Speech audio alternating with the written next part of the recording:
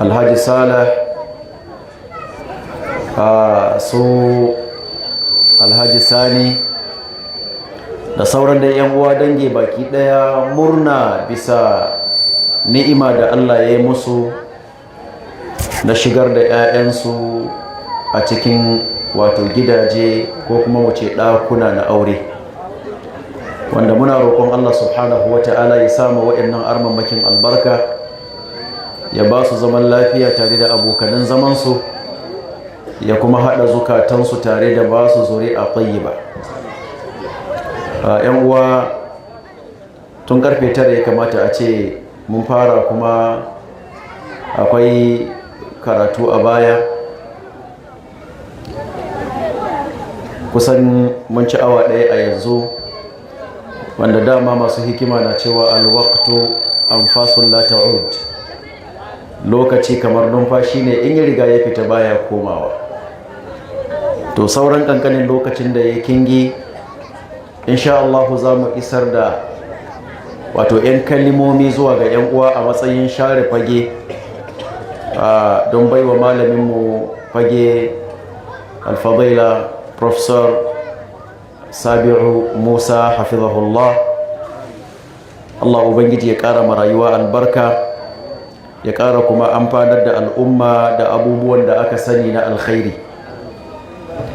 ‘Yan uwa masu albarka, abinda zan yi magana a kai wato shine wani hadithin manzon Allah sallallahu alaihi wa alihi wa sallam, wanda yake ɗauke da darussa masu tarin yawa, wanda wannan hadisin kusan kamar mizani ne, wato kamar ma'auni ne, wanda a cikin wannan duniya da muke rayuwa a ciki, wadda take cike da fitintinu da ke iya sa mutum ya yi barin imani da kuma alaƙa tsakaninsa da Ubangiji tabaraka wa ta'ala.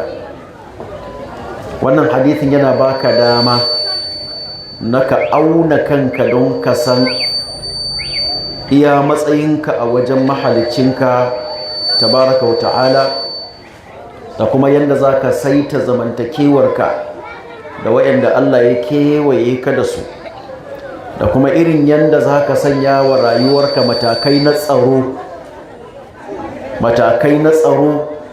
tsaro a cikin addininka, tsaro a cikin imaninka, tsaro wato akan kiyaye hanya mai kakkiyar da annabi Muhammad sallallahu alaihi wasallam ya dora ka a kai, wadda in ka tabbata a kanka ita ce za ta kai ka har zuwa gidan aljanna.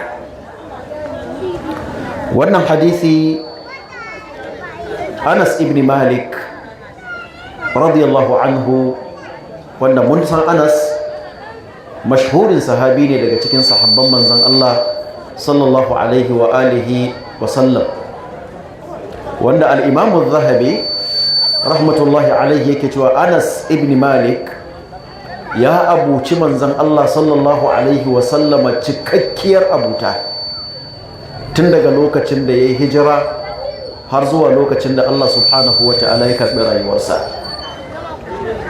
Sannan Anas yana daga cikin sahabbai waɗanda suka kwaɓo mana ilimi daga manzan Allah sallallahu alaihi wa alihi wa sallam, saboda ya kusanci manzan Allah sallallahu alaihi wa sallam tsawon lokaci cikin zamantakewa, wanda har Anas yake cewa na ɗauki tsawon shekara 10 ina hidima wa manzan Allah sallallahu alaihi wa alihi wa sallam.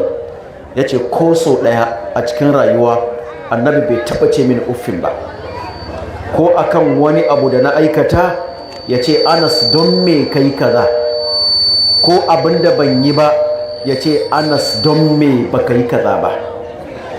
Malamai suka ce har ma wani lokaci in iyalan manzan Allah sallallahu alaihi wa alihi wa sallam suka so suwa Anas fada, ransu ya ɓaci game da wani abu ko wanda Anas bai yi ba, shi annabi ya ce musu da'uhu, ku bar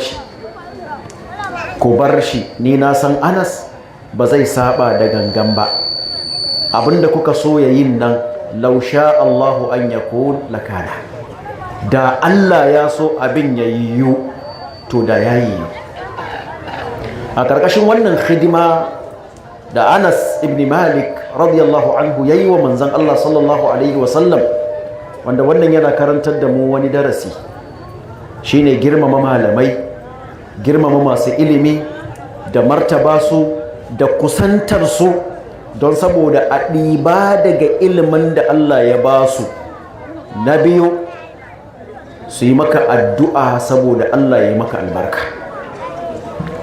Anas ibn Malik shi ya samu wannan darajar da wannan falalar daga manzan Allah sallallahu alaihi wa alihi wa sallam, shi annabi ya masa addu'a, ya roƙa masa Allah ya bashi yawan ilimi, ya roƙa mashi Allah ya bashi yawan shekaru, ya roƙa mashi Allah ya bashi yawan ƴaƴa da zuri'a.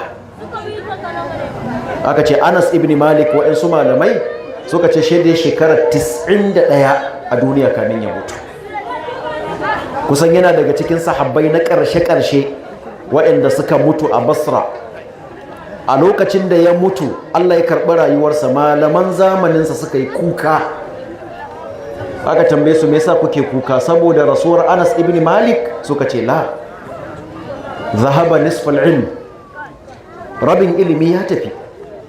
Abinda muke ma kuka kenan.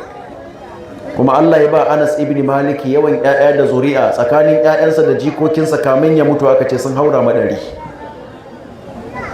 To Anas ibn Malik yace na ji manzon Allah sallallahu alaihi wa alihi wa sallam yana cewa salathun man kunna fihi, yace akwai waɗansu abubuwa guda uku, man kunna fihi wajada halawatan iman.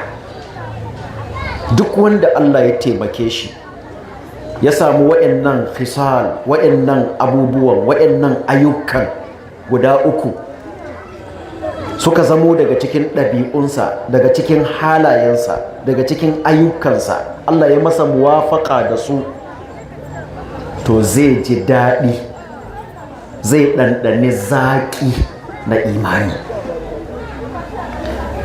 Nan annabi sallallahu alaihi wa alihi wa sallam ya kamanta imani da cewar wani abu ne da yake da zaƙi, da yake da ɗanɗano, kamar irin yadda ɗan adam yake iya jin ɗanɗanon abinci in ya sa a harshensa.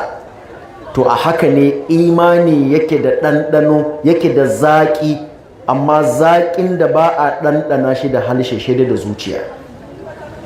Ibn al-Qayyim al-Jawzi rahmatullahi alayhi yace Allah subhanahu wa ta'ala saboda wannan daɗi da ke ga imani, Allah ya kamanta mana imani a ƙur'ani da itaciya.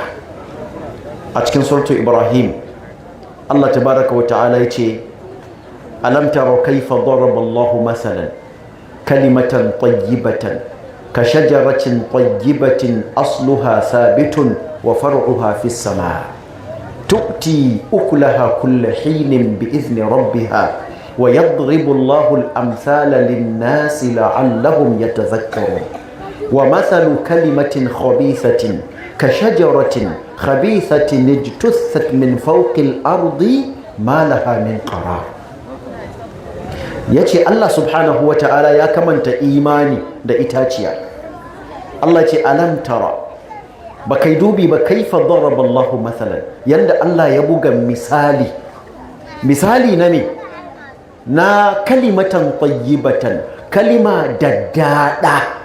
Kaga shi Allah ya ce kalima daddada, ita ce kalmar la ilaha illallah, ita ce kalmar imani.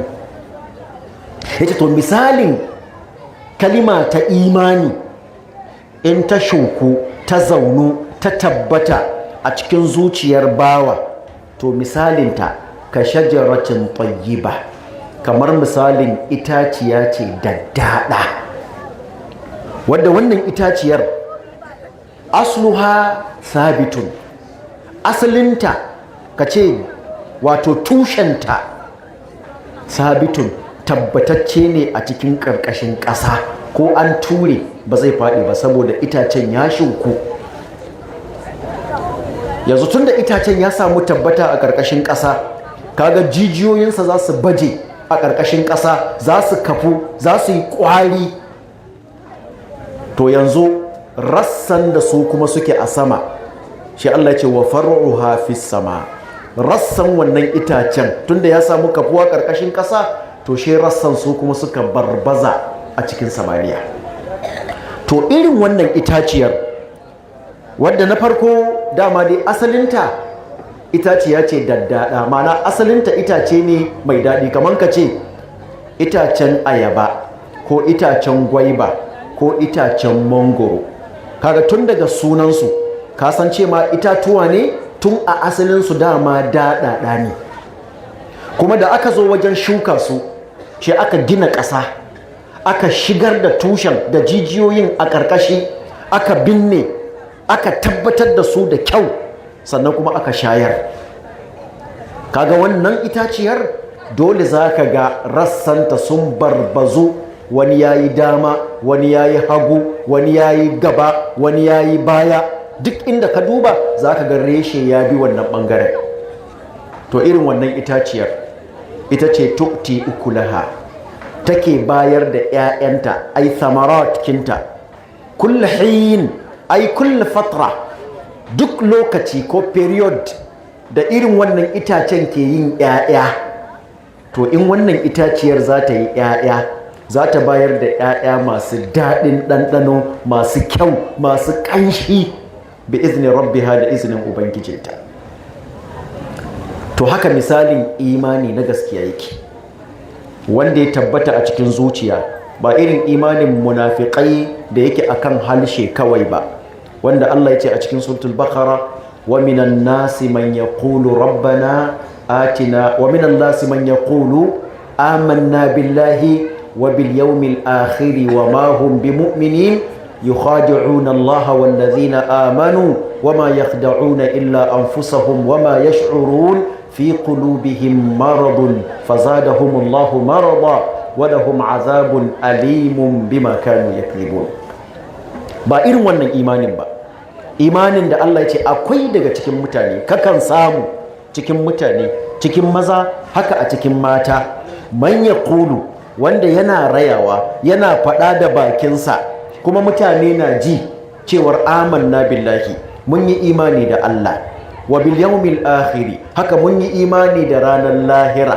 Wannan haka suka faɗa, haka suke jiyar da mutane, amma a haƙiƙa shi Allah ya ce ƙarya suke yi, wa ma hum bi mu'minin, su ba mu'minai ne na gaskiya ba, saboda yukhadi'una Allah, yaudaran Allah ne suke yi, ko suna neman su yaudari Allah, wallazina amanu, da kuma waɗanda suka yi imani. Amma wa ma yakhda'un, ba kowa suke yaudara ba, in ji Allah, illa anfusahum, face kawunansu, saboda akibar wannan ƙaryan da suke yi ma Allah na su ce sun yi imani da baka, wa lam tu'min qulubuhum, zukatansu ba su yi imani ba, a haƙiƙa kansu suke yaudara amma ba su sani ba. Shi Allah ya gayi almani, abinda ya hana su yi imani na gaskiya, abinda ya hana imanin ya zama na gaskiya a cikin zukatansu, shi yace domin fi qulubihim maradun, a cikin zukatansu ke da kwai cuta.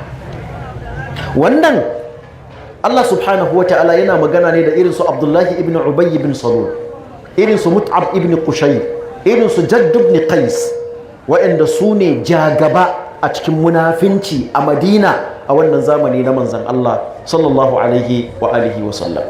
Shi Allah ya ce to ka gansu nan, abinda ya hana su su yi imani na gaskiya, domin a cikin zukatansu akwai ciwo.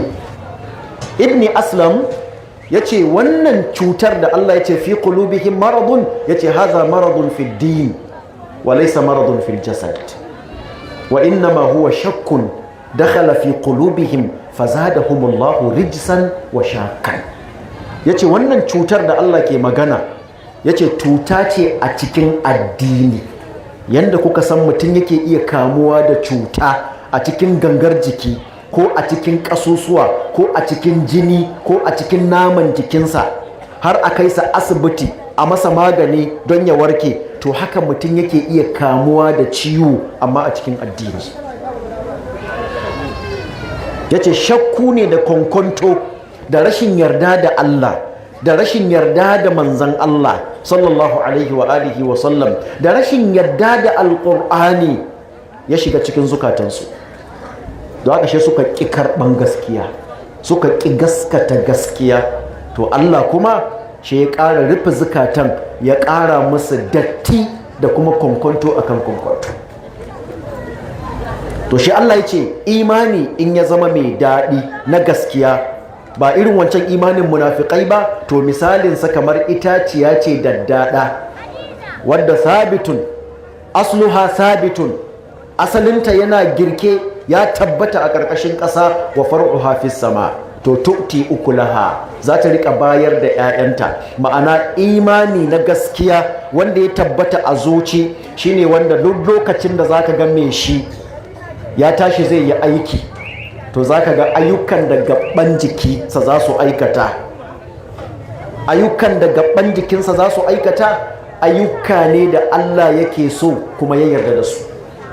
Duk zuciyar da imani ya tabbata a cikinta, to in bakin mai wannan imanin zai yi furuci, ba zai faɗi ba shi gaskiya. Haka duk wanda imani ya zama daddada na gaskiya a cikin zuciyarsa, duk abin da zai yi da hannuwansa ba zai yi ba shi abin da Allah ya yarda da shi. Haka duk mutumin da imaninsa ya zama na gaskiya, to duk inda kafarsa za ta taka ba za ta taka ba shi inda Allah ke so.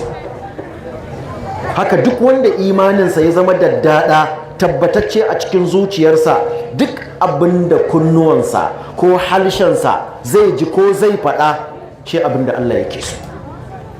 Na daga cikin samarat na imani daddada, imani tabbatacce a cikin zukata shine ayyuka kyawawa daga gabbai. Shi Allah ce wa yadribu Allahu al-amthala lin-nasi, Allah yana buga misalai ga mutane. Shi ba mu misali da itaciya don mu gane, saboda ita zuciya wata abu ce da ke ɓoye a cikin ƙirji da ba kowa yake sanin abin da take ƙunsa ba shi Allah. Amma wannan misalin da Allah ya baka akan itace, wataƙila kai manomi ne, ka san daji, ka saba shuka, ka saba noma, kuma ka saba girbi, ka shuka itatuwa a cikin gidanka, wataƙila ka san itace daddada in aka shuka ta aka kula da ita, to in ta tashi bayar da 'ya'ya irin yadda take bayarwa. Allah ce to yana buga irin wannan misali ga mutane, shi ce la'allahum yatazakkarun, don su zamanto masu tuntuni. Shi ce wa masalu kalimatin khabithatin, haka misalin kalima mummuna ita ce kalima ta shirka, kalima ta kafirci. Allah ce ita kuma misalinta ka shajaratin khabitha, kamar itaciya ce wadda dama itaciya ce mummuna. Kamar ka ce ka ɗauko itacen maɗaci misali, ko ka ɗauko itacen bedi misali, shi ka je ka shuka shi a tsakiyar tabki, kaga iyakar ruwa kenan.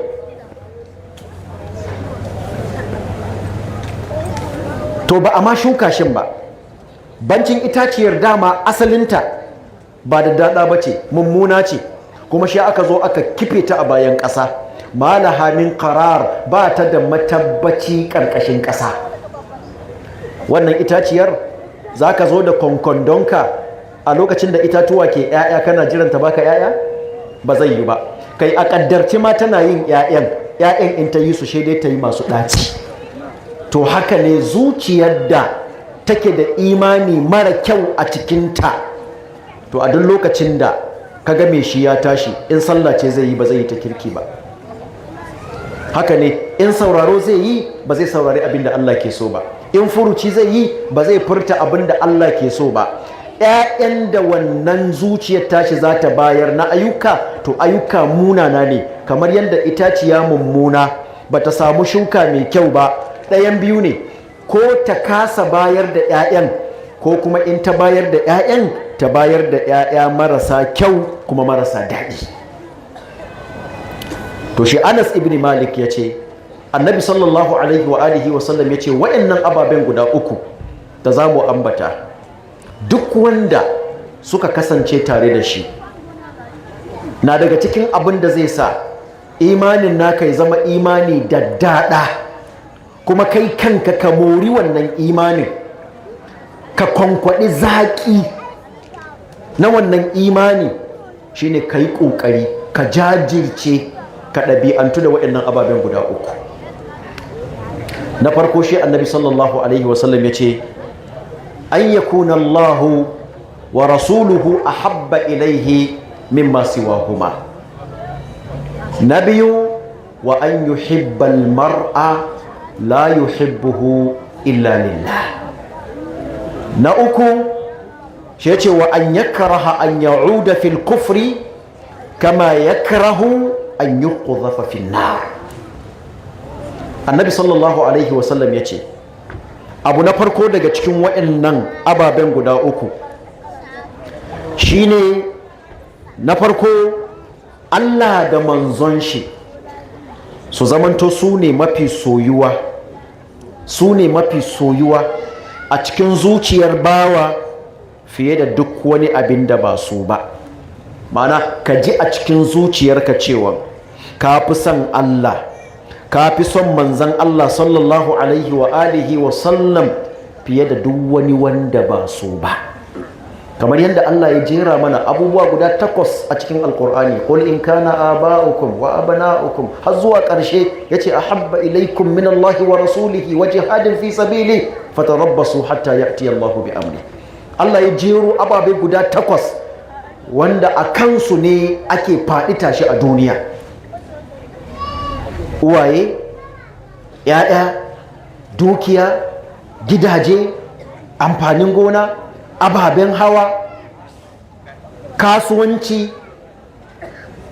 Shi Allah ce in kun fi son waɗannan ababen ko ɗaya daga cikinsu fiye da Allah, fiye da manzan Allah sallallahu alaihi wasallam, shi Allah ce to ku jira har lokacin da Allah zai zo muku da al'amarinsa. Da haka daga cikin alamu na imani da kuma abin da zai sa ka ji daɗin imani, saboda raya imani a baki abu ne mai sauƙi. Abu ne mai sauƙi na ce ni mai imani ne, abu ne mai sauƙi ka ce kai mai imani ne, kuma in aka jingina maka rashin imanin nan ka ɗau matakin da ya kamata, abu ne mai sauƙi wannan. Amma kamar yadda malamai suke cewa laisa lidda'awa wazanun inda Allah ma lam yakun laha bayyinatun min alkitabi was sunnah. Da'awa a baka haka kawai, ni musulmi ne, ni mumini ne, ni ahlus sunna ne, ni wannan duka abu ne mai sauki, kuma bayyada wani ma'auni matukar ba hujja ko dalili da ya tabbatar maka haka daga littafin Allah alqur'ani ko kuma daga sunnar manzon Allah sallallahu alaihi wa alihi wa sallam. To alama na zama mumini na gaskiya da kuma jin daɗin wannan imanin shine ka riƙa ji a zuciyarka ka fi son Allah, ka fi son manzon Allah sallallahu alaihi wa alihi wa sallam fiye da duk wani wanda ba su ba. Soyayyar Allah da ƙaunar Allah subhanahu wa ta'ala tana samu asali ne daga wajen bawa, daga inda ya san Allah tukuna. Kana zama masoyin Allah ne, soyayyarka ga Allah na farawa ne daga inda ka san Allah. Domin ba yanda za a yi ka jahilci Allah baka san waye Allah ba, kuma a ce ka ba Allah matsayinsa, ba zai yi ba. Zama masoyin Allah, zama mai ƙaunar Allah yana farawa ne daga inda ka san Allah ta hanyar sunayensa da kuma siffofinsa, sannan da yin tunani a cikin halittu na Ubangiji tabaraka wa ta'ala. Kamar yadda Allah ce inna fi khalqis samawati wal ard wa ikhtilafil layli wan nahari la ayatin li ulil albab alladhina yadhkuruna Allaha qiyaman wa qu'udan wa ala junubihim wa yatafakkaruna fi khalqis samawati wal ard rabbana ma khalaqta hadha batila. Me kai su ga wannan rabbana ma khalaqta hadha batilan? Saboda sun san waye Allah. Ta yaya suka san Allah? Ta hanyar tafakkuri fi khalqis samawati wal ard. Sun san Allah da sunayensa, sun san Allah da siffofinsa, kuma shi suka tsaya suka dubi irin ayyukan da Allah ya yi, irin halittun da Allah ya yi, suka kalli sama, suka kalli ƙasa, da abubuwan da Allah ya yi tsakanin sama da ƙasa na halittu. Kawai shi suka yi shu'uri da girman Allah a cikin zukatansu, shi suka ce rabbana ya ubangijinmu ma khalaqta hadha batila, tabbat duk waɗannan ababen baka yi su don wasa ba, akwai wata gaya, akwai wata manufa. Baka subhanak, tsarki ya tabbata gare ka ya Allah, faqina azaban nar, Allah ka kiyaye mu daga azabar wuta. Sannan abu na biyu, son Allah da ƙaunar Allah a wajen mumini yana farawa ne daga inda bawa wato ya leƙi irin mabambamtan ni'imomin da Allah subhanahu wa ta'ala yakan wa bayansa, kamar yadda a cikin suratul Ibrahim Allah ya jero mana wasu daga cikin ni'imomin nan. yace Allahu allazi khalaqa as-samawati wal arda wa anzala minas sama'i ma'an fa akhraja bihi minas samarati rizqan lakum wa sakhkhara lakumul fulka litajriya fil bahri bi amri wa sakhkhara lakumul anhar wa sakhkhara lakumush shamsa wal qamara da'ibain wa sakhkhara lakumul layla wan nahar wa ataakum min kulli ma sa'altum wa in ta'uddu ni'matallahi la tuhsuha innal insana la zalumun kafar. Allah ce Allah wanda aka ce mu yi imani da shi, wanda aka ce mu yarda da shi, wanda aka ce mu bauta masa shi kadai, shine wannan allazi khalaqa samawati wal ard, wanda ya halicci sammai da kuke tafiya a karkashin ta, wal ard ya halicci ƙasa wadda kuke tafiya a kanta, wa anzala minas sama'i ma'an, sannan ya saukar da ruwa daga sama.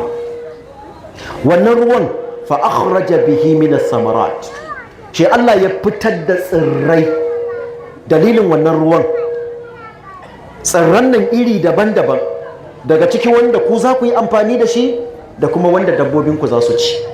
Duka wannan Allah ke rizqan lakum, arziki domin ku. To arzikin nan da Allah yake arzita ku daga ƙarƙashin ƙasa, wata rana shi arzikin yayi yawa wanda ba za ku iya cinsa duka ba, kuna da waɗansu buƙatu wanda wannan arzikin na ƙarƙashin ƙasa da Allah ya baku shi kaɗai ba zai biya duka wannan buƙatun ba. Misali, manomi ne, ka yi noma, ka samu gero mai yawa, ka samu dawa mai yawa, ka samu alkama mai yawa, ka samu wake mai yawa, to shi lokacin kakashe kana so ka yi aure. Kaga kana so ka yi aure, da aka je aka nema maka aure, shi aka sa ma sadaki jika 500, kai kuma gero ka mallaka, ko wake ka mallaka, ko dawa ka mallaka, ko alkama ka mallaka. Kaga kana buƙatar ka ɗau daga ciki ka kai kasuwa ka sayar don ka samu wani abu da ba shi ba, ko shine abin da ake buƙata gare ka don samun wannan auren, shine sadaki wanda kuɗi ya kamata ka bayar. To wataƙila kasuwar da za ka ɗauki kayan ka kai, ruwa, teku, gulbi ya ratsa tsakanin inda kake da kuma inda za ka kai don ka sayar. Allah ce to wasakhara lakumul fulka, Allah ce shi muka sauwaƙe muku jiragen ruwa, litajriya fil bahri, saboda su yi tafiya a cikin teku ɗauke da waɗannan kayayyakin naku, bi amrihi, da umarnin Allah subhanahu wa ta'ala. A yau ka duba cikin ikon Allah, akwai jirgin ruwa guda ɗaya wanda zai ɗauko misali sama da ton 100,000 ko sama da haka misali, ko kayan nauyin da za a sauke su a ƙasa, a nuna maka jirgin a ce duka shi ya tattalo wannan kayan kuma ya ratso teku ya kawo maka su inda kake so a kawo maka, shi kasancewar lalle Allah yana da iko. To ba don umarnin Allah ba, shi yasa shi Allah ya ce bi amrihi, don in ba don umarnin Allah ba da ba yanda za a yi hakan ta yi. Shi ya ce wa sakhara lakumul anhar, haka Allah ya sauwaƙe muku ƙananan magudanan ruwa inda za ku samu ruwan da za ku sha da wanda za ku yi amfani da su a cikin rayuwarku. Kai wa sakhara lakumush shamsa wal qamar, Allah ya sauwaƙe muku rana da wata suna canzayya. Wa sakhara lakumul layla wan nahar, Allah ya sauwaƙe muku dare da ini shi yace kai wa atakum min kulli ma sa'altumu, duk abinda kuka tambayi Allah ko duk abinda kuke bukata, domin duk abinda Allah ya baku ba lallai baki kuka bude kuka roki Allah ba. Misali yau Allah ya baka gani, yaushe ka roki Allah kace baka gani kamin ya baka, amma ya san kana bukatan ganin, to shi ya baka shi. Kaga kana ji, yaushe ka bude baki ka roki Allah kace Allah ba ni ji sannan ya baka? La, ya san a rayuwarka kana bukatar jin, shi ya baka shi kamin ma ka roka. Duk abin da kuke bukata don ku rayu, don ku ji daɗin rayuwa, Allah ce mun baku shi. To kun ji daɗin rayuwa, mu kuma da me ya kamata ku saka mana? Abin da ya kamata ku saka mana da shi shine musulunci. Abin da ya kamata ku saka mana da shi shine imani.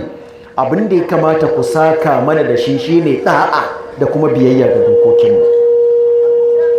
Don haka bawa yana son Allah yana tasowa ga bawa tun daga inda bawa ya san Allah ta hanyar sunayensa da siffofinsa da tunani a cikin halittunsa da kuma ni'imomi mabambamta waɗanda Allah subhanahu wa ta'ala ya yi wa bayinsa.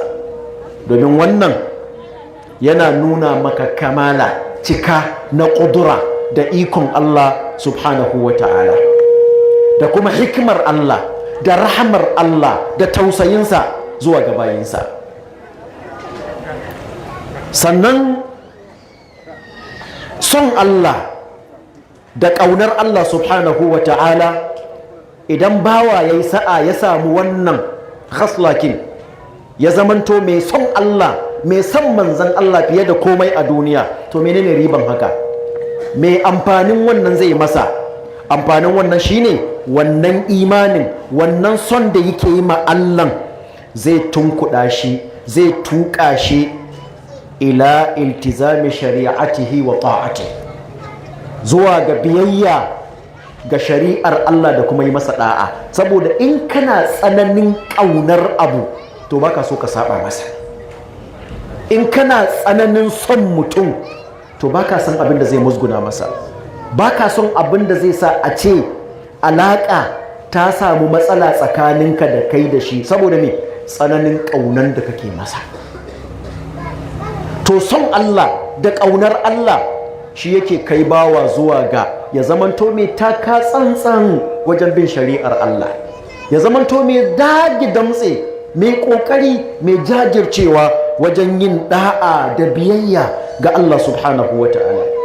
Kamar yadda in abin ya zo akasi, in son Allah ya yi rauni a cikin zuciyar bawa, son manzan Allah sallallahu alaihi wa alihi wa sallam ya yi rauni a cikin zuciyar bawa, to gwargwadon raunin so, ƙaunan da yake musu, gwargwadon yadda za ka ga kuma yake sakaci akan al'amuran da suke na Allah ne, addinin Allah, biyayya ga Allah, yi ma Allah da'a, ko yin biyayya ga manzan Allah sallallahu alaihi wa sallam, bin karantarwansa, kwaikwayo da sunnarsa. Kakan gane girman san Allah a cikin zuciyar bawa ta hanyar yadda bawa yake ƙoƙarin kiyaye dokokin Allah da kuma yi ma Allah da'a. Haka kana gane raunin san Allah a zuciyar bawa ta raunin biyayyansa ga Allah da kuma kiyaye dokokinsa. Haka ne kuma ga manzon Allah sallallahu alaihi wa alihi wa sallam. Haka son Allah kamar yadda yake kai bawa zuwa ga yin da'a da biyayya ga Allah, to haka kuma yake kai shi zuwa ga hannuwa da duk abin da Allah ya hana. Shi sa Ibn al-Qayyim al-Jawzi shi ya dan tattaro mana wa'insu abubuwa guda biyar. Yace in ka fahimci muhimmancin son Allah, ƙaunar Allah, da amfanin wannan a cikin rayuwarka, da amfanin wannan a cikin imaninka, to yaya za ka yi ka zama masoyin Allah? Waɗanne matakai, waɗanne hanyoyi ya kamata ka bi don ka zama masoyin Allah? Ya ce na farko shine lazimtar karatun alƙur'ani, qira'atul qur'an bi tadabburin wa tama'unin. Ka zamo mai yawan karatun alƙur'ani, karatu ba tilawarsa kawai ba tare da ka san me Allah yake faɗa a cikinsa ba, la, karatu tare da tadabburi da kuma ƙoƙarin bibiyar ma'anonin ayoyin na alƙur'ani. shi yasa kuga aka ce a cikin sahabbai ba a ce wa mutum qari. Mu yanzu kaga zamanin mu in aka ce wani makarancin Qur'ani ne shine gangaren mahaddaci ko wanda zai kama ayoyi ya taratatowa shi kansa bai san abin da ayoyin ke cewa ba. Amma a lokacin sahabbai ba a ce ma mutum qari makaranci hatta yajma'a bainal jidd fil qira'ah wa fahmi ma'naha wal amalu bi muqtada ma fahima. Ba za a ce ma mutum makaranci ba na alqur'ani na farko shi ya kyautata karatun da kyau, kiyaye makharij cikinsa, kiyaye ada da duk ka'idar da ya kamata a kiyaye na karatun alqur'ani kamar yadda suka karɓo shi daga bakin manzon Allah sallallahu alaihi wa alihi wa sallam.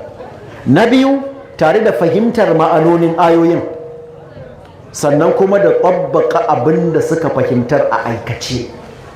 Shi yasa kace sahabi shi ya wata 6 akan aya 10, shi ya iya karatun su karatu mai kyau bayan haddacewa, to shi ya iya karatu mai kyau, ya fahimci ma'anonin su, ya tabbaka, ya yi aiki da su, shi je gaba.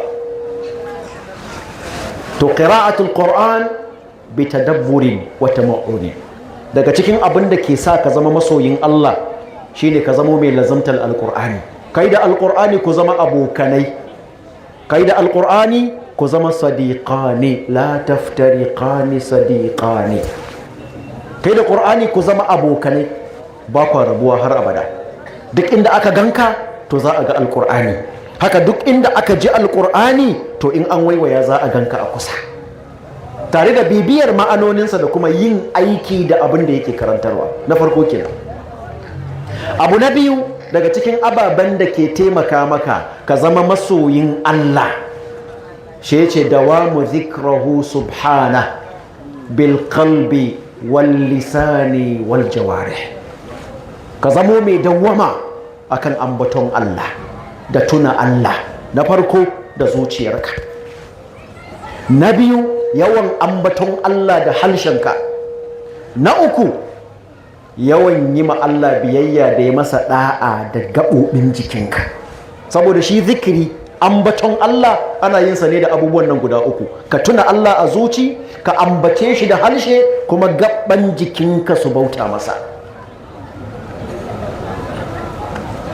Abu na uku daga cikin abubuwan da Ibn al-Qayyim al-Jawzi yace suke taimaka ma bawa mumini wanda ya ji halawa daɗi na imani wajen ya zama masoyin Allah, yace shine at-taqarrubu ila Allah bin nawafil.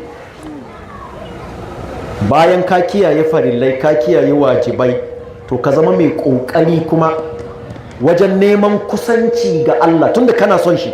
Kaga in kana son mutum, kokari kake ka zama kana kusa da shi a koda yaushe.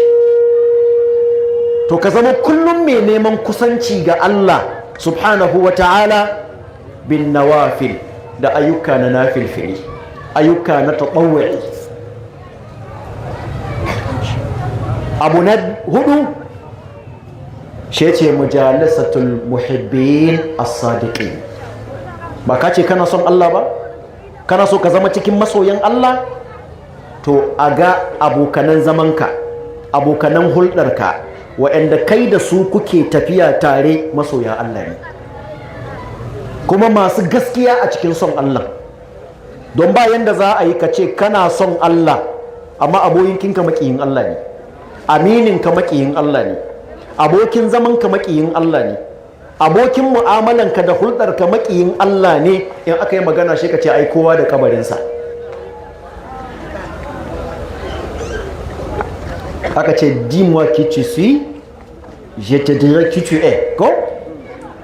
Gaya mun wa kake bi, shi in gaya maka ko kai wane ne. Anil mar'i la tas'al. Game da mutum wai kar kai tambaya waye wane, a tambayi da shi da wa suke tafiya tare. Yace don kowane mutum yana tasirantuwa ne da abokinsa wanda shi da shi kullum suke tare.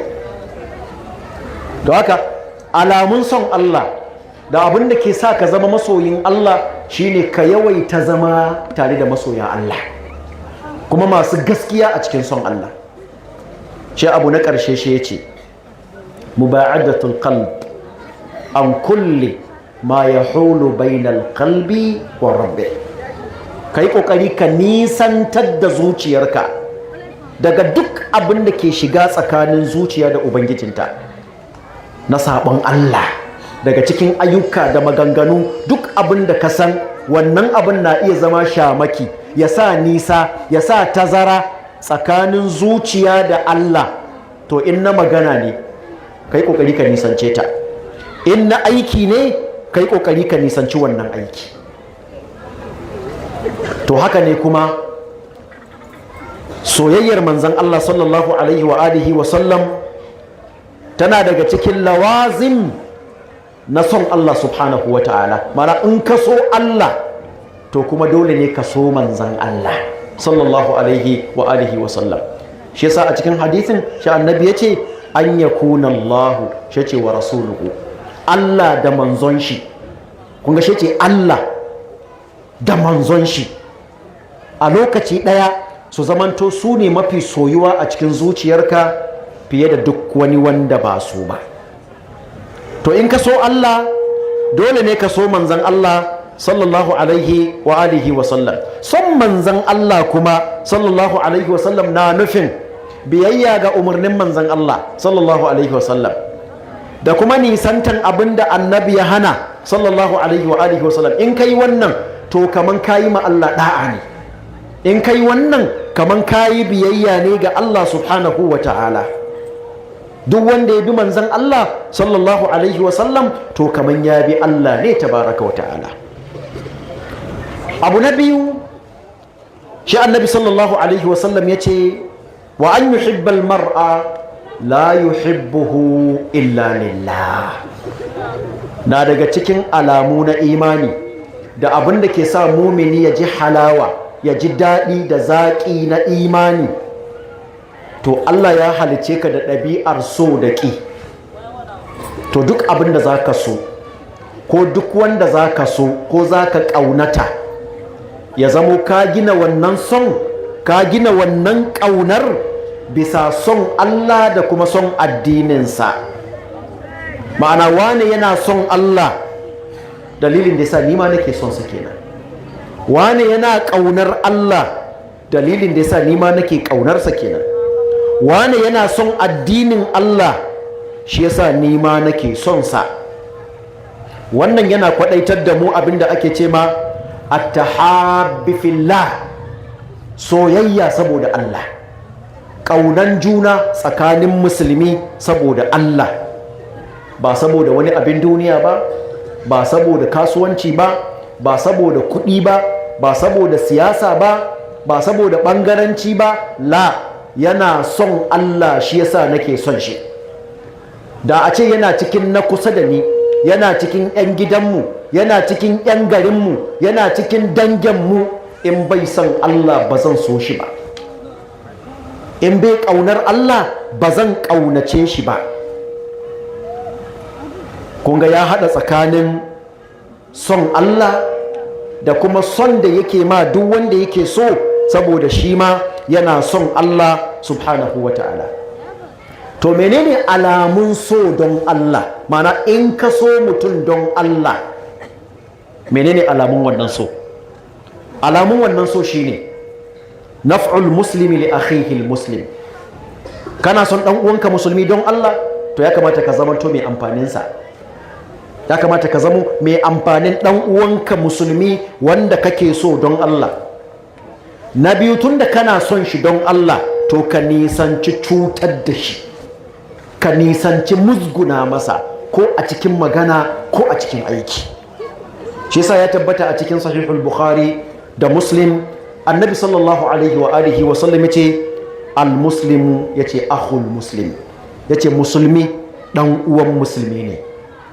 Ashe ko tunda akwai yan uwantaka, a cikin wannan yan uwantakar kuma akwai al-mahabba, akwai so, akwai kauna, to la yazlimuhu, ba zai zalunce shi ba, wala yuslimu, ba zai miƙa shi ba. Shi annabi yace wa man kana fi hajati akhihi kana Allahu fi hajati. Duk wanda ya zamo kullum a cikin neman biyan bukatun ɗan uwansa musulmi wanda yake so saboda Allah, to shi ma Allah zai zamo cikin al'amuransa da bukatunsa a koda yaushe. Haka man farraja an muslimin kurbatan, duk wanda ya yaye wa ɗan uwansa musulmi wata damuwa ko wani bakin ciki, to farraja Allahu anhu kurbatan min kurbati yawmil qiyama, shi ma Allah zai yaye masa wata damuwa, wani bakin ciki daga cikin ababen da za su dame shi ranar tashin alkiyama. Annabi sallallahu alaihi wasallam ya ci gaba da cewa duk wanda ya suturta ɗan uwansa musulmi, to shi ma Allah zai suturta shi ranar tashin alkiyama. Don haka na daga cikin alamu na imani musulmi ya riƙa gina sonsa don Allah. In zai so, ya so don Allah. In zai ƙaunata, ya ƙaunata don Allah. Haka in zai ƙi, ya ƙi don Allah. Haka in zai ƙyamata, ya ƙyamata don Allah. Wannan alama ce ta son Allah, kuma na ɗaya daga cikin ababen da ke sa imanin nan da ke cikin zuciyarka wallahi shi ka riƙa jin daɗinsa. Na daga cikin alamu na in mutum yana jin daɗin imani shine duk lokacin da ya tashi zai yi aikin ɗa'a ko zai yi aikin ibada, to za ka ga ya talazzar, yana jin daɗi bi ta'atillah tabaraka wa ta'ala. Yana jin daɗi in ya nemi Allah ɗa'a. In ya tashi zai yi sallah, za ka ga yana jin daɗi. In ya ɗauko alƙur'ani zai karanta, za ka ga yana jin daɗi. In ya ɗibo zai yi sadaka, za ka ga yana murna a wajen bayarwa. Saboda me? Saboda yana jin daɗin imanin da ke tunkuɗa shi zuwa ga aikata waɗannan ayyuka. Saɓanin in mutum ya zama daga cikin munafikai, Allah ya kiyaye, wanda imanin bai tabbata ba, na farko kenan. Don haka tun da imanin bai tabbata ba, shi ya zama bai jin daɗin imanin, to duk lokacin da ya tashi zai aikata wani aikin ɗa'a ko aikin biyayya, to za ka ga cikin ƙyama, cikin kasala, cikin hantara zai aikata wannan aikin, ko da yinsa ya zame masa tilas. Kamar yadda Allah ya siffanta mana munafiqai, yace wala yu'tuna salata illa wa hum kusala wala yunfiquna illa wa hum karihun. Ba sa tashi sallah, Allah ya ce face suna cikin kasala. Munafiki wanda son da yake ma Allah ba na gaskiya bane, imanin da ke a cikin zuciyarsa ba na gaskiya bane, to wallahi zaka ga kullun gudun ayyukan alkhairi yake, gudun bauta ga Allah subhanahu wa ta'ala yake. Kai in ma ya kama sa tilasa yayi, wallahi cikin kyama zai aikata, cikin kyama zai aikata. Sannan abu na uku, malam ya taso, shi annabi sallallahu alaihi wasallam ya ce wa an yakraha al-muslim an ya'uda fil kufri kama yakrahu an yuqdhafa fin nar. Tunda Allah ya maka wannan baiwar duka, ka daidaito, ka saisaitu, to kuma she ka yi kokari wannan imanin naka ka yi masa hawajiz waɗanda za su tattare shi ta ko'ina daga tallallabiya da kuma faduwa. Shine ne a cikin zuciyarka ka ji kana kyama komawa a cikin kafirci ko komawa a cikin aikin kafirci, kamar yadda kake kyaman a yi majaujawa da kai a jefa ka cikin wuta. A wata riwaya ya ce wa hatta an yi ƙuzafa finnar, kai mumini na gaskiya a ɗauke shi a jefa shi cikin wuta ya fi masa sauƙi da ya koma cikin kafirci bayan Allah ya riga ya tsamo shi daga wannan kafirci. Wayansu malamai suka ce annabi sallallahu alaihi wa alihi wasallam ya gargaɗi sahabbai da wannan magana ne saboda akwai daga ciki wayanda daga kafirci suka fito shi suka zo suka yi imani, daga kafirci suka fito shi suka zo suka yi imani, suka zama musulmai. To za a iya samun a zuciyar wani watakila har yanzu yana ɗan jin birbishin so da sha'awa na waɗansu abubuwan da ya baro a cikin kafirci ko shirka a baya kamin ya musulunta. To shi annabi ya yi masa hannunka ne sanda, cewar wannan hanya ce ta zuwa wuta. To haka yana daga cikin alamar gaskiyar imaninka da kuma abin da zai sa ka ji daɗin imani shine duk wata magana ko aiki wanda dalilinsa za ka iya kai barin imani ko kai tallallabiya daga musulunci ka fada cikin kafirci ko daga imani ka fada cikin shirka, to ka guji wannan abin irin yadda kake gudun mutuwarka, ko fiye da yadda kake gudun mutuwarka, to ka guji wannan abin. To saboda me? Don wannan zai sa ka kama hanyar zuwa gidan wutar jahannama, to ka ji kana kyamar wannan a cikin zuciyarka. To wayannan abubuwan guda uku, ƴan uwa masu albarka, su ne malamai suka ce duk wanda yake so ya auna kansa, na farko ya ga dai yana daga cikin masu imani ko baya daga ciki, to shi ya binciki wayannan ɗabi'un guda uku suna tare da shi ko ba su tare da shi. Idan suna tare da shi, to tabbas yana cikin muminai, kuma zai ji daɗin wannan imanin, zai ɗanɗani daɗin wannan imanin, zai ci moriyar wannan imani. Ita kuma ni'ima ko arziki, amfaninsa shine in Allah ya maka wata ni'ima, to ka mori ni'imar. Misali yanzu mutumin da Allah ya ba arziki, yana da arziki yana tafiya huntu, yana da arziki yana zama da yunwa, misali yana da arziki yana kwana a fili, me amfanin arzikinsa? Kaga bai mori arzikin ba. To haka ne, me amfanin wanda Allah ya ba imani, kana raye imani amma kuma baka mori imanin ba, baka mori imanin ba. To shi kai kokari ka siffantu da waɗannan ɗabi'un saboda ka mori wannan imanin har zuwa gidan aljanna insha Allah ta'ala. Abinda muka faɗa daidai Allah ya ba mu ladan ƴan uwa, wuraren da muka yi kurakurai kuma karancin ilimi ne Allah ya gafarta mana.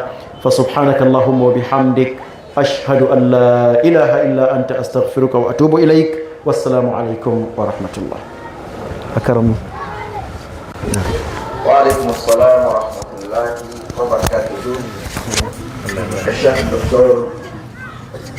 Muhammad Sadis Abdurrahman Jari, Imam wa Khatib Masjid Amir Sultan, Allah ya saka da alkhairi bisa ga wannan irin nasiha qayyima wadda take dauke da tauhidi da kuma jan hankalin bayan Allah zuwa ga Allah da bayyanawa bayan Allah muradin Allah zuwa gare shi. Allah ya saka da alkhairi. Amin. Wa'azi ko nasihohi sun dauko daɗi, amma kuma lokaci ya yi halinsa. Allah ya saka malam da alkhairi, kuma Allah ya sanya wannan nasiha a cikin zukatan bayan Allah. Allah ya ba mu ikon aiki da abin da malam ya faɗa. Insha Allah ba tare da tsawaita bayani ba, malami wanda zai ci gaba da wa'azi ko nasihohi zuwa ga al'umma shine babban malaminmu Profesa Sabu Musa hafizahullah wara'a. Kamin malam ya iso, muna son Al-Hafiz Bubakar Ali hafizahullah ya taho ya kawata mana wannan hili da wasu daga cikin ayoyin Al-Qur'ani mai girma. Wal yatafaddal mashkura. Bismillah. Jazakumullah khairan. أعوذ بالله من الشيطان الرجيم. وإذ قال إبراهيم رب اجعل هذا البلد آمنا واجنبني وبني أن نعبد الأصنام رب إنهن أضللن كثيرا من الناس فمن تبعني فإنه مني ومن عصاني فإنك غفور رحيم. ربنا إني أسكنت من ذريتي بواد غير ذي زرع عند بيتك المحرم ربنا ليقيموا الصلاة فاجعل أفئدة من الناس تهوي إليهم وارزقهم من الثمرات لعلهم يشكرون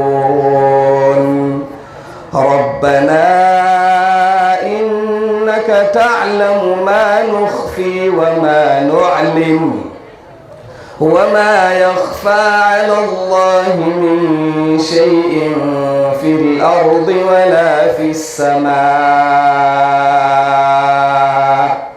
الحمد لله الذي وهب لي على الكبر إسماعيل وإسحاق إن ربي لسميع الدعاء رب اجعلني مقيم الصلاة ومن ذريتي ربنا وتقبل دعاء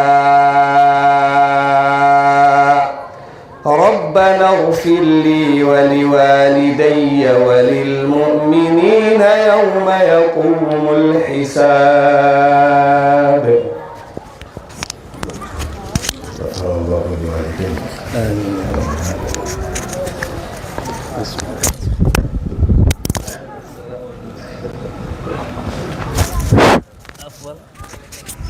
تفضل.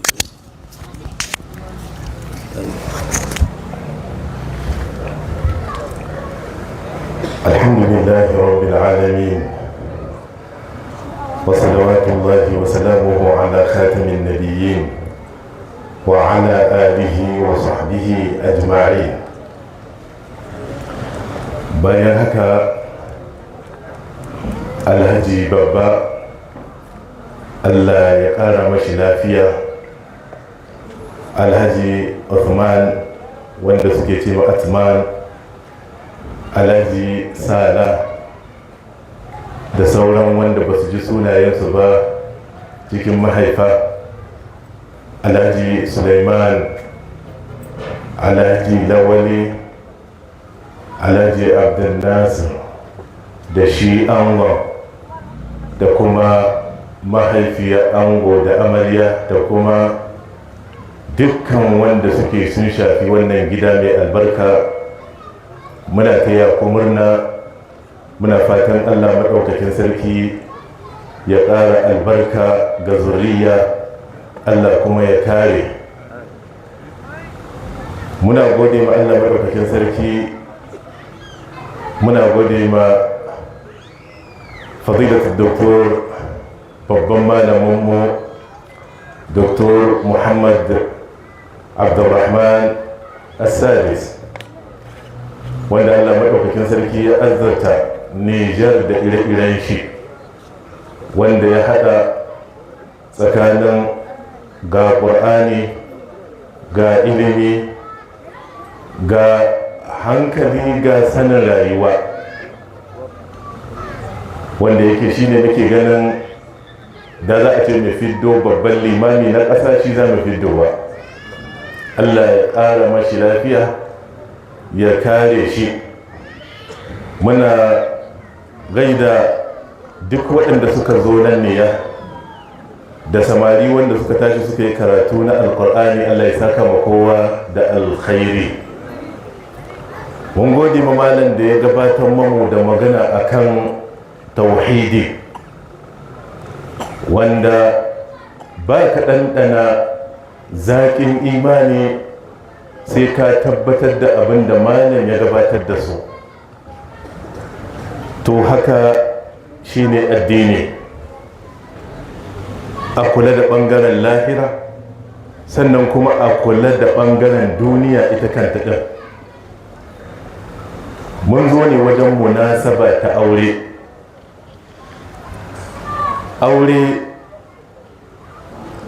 A cikin alkur'ani Allah ya ambace shi da cewa mithaqan ghalidhan, wani abu wanda za a yardedeniya gare shi, wanda yake da kauri, ba abu irin na saku-saku ba.